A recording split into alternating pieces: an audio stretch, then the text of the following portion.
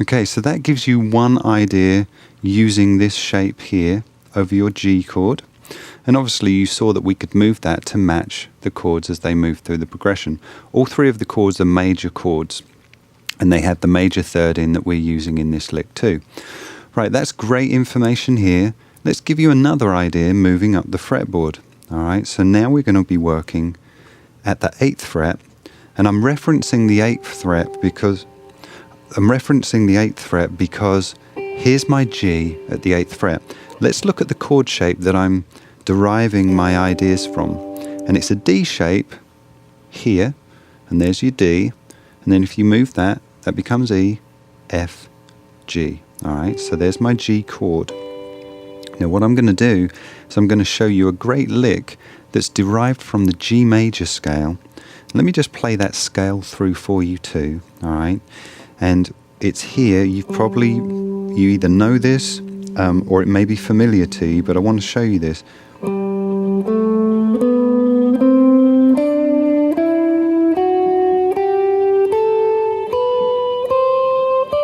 And going back down.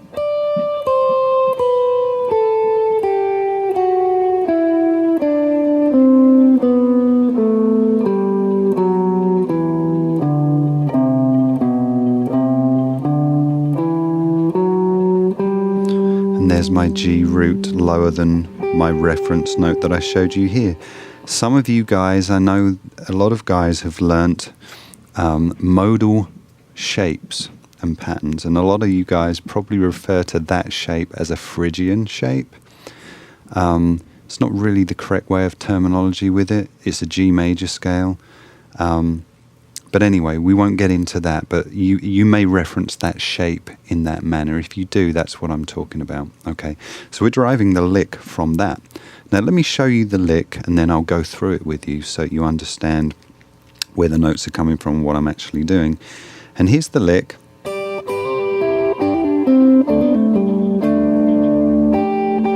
And you can come back here, and you can actually go lower in the scale if you want to.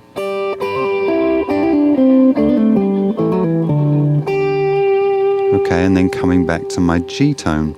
So you saw I went through tones of our G scale that I've just shown you.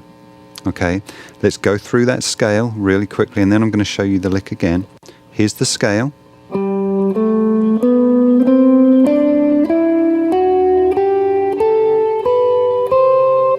And descending.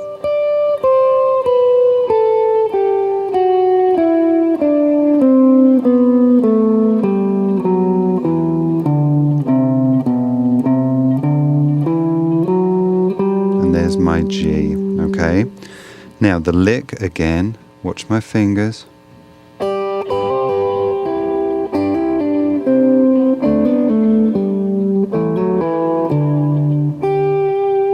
Okay, one more time, watch slowly. This little hammer-on thing here is very important.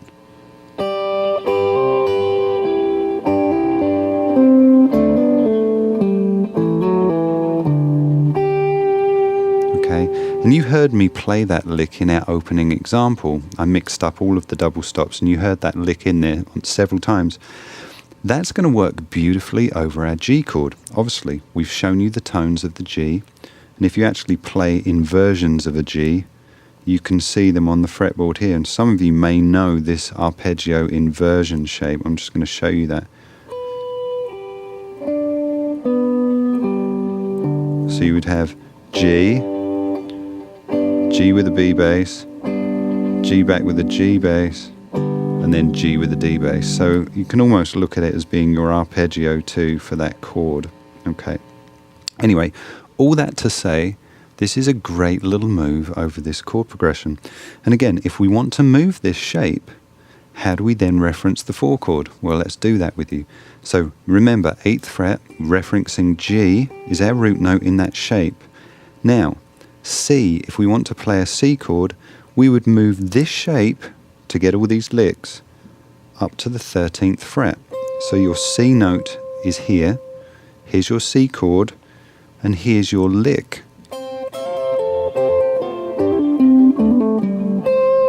Okay, now it's going to be a little trickier here, it's a little tighter.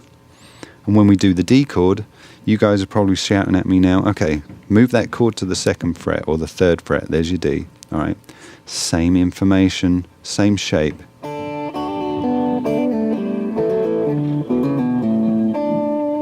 Okay. Now, because of the time constraints of the bar of music that you're playing over, you may not get that whole lick in. That doesn't matter. You can phrase part of the lick. Right, and there's my D if I'm playing over the D. Okay, same thing here. And then you could do the single notes if you want to. I'm just showing you some ideas here. And then up to the C. This one's a little tougher.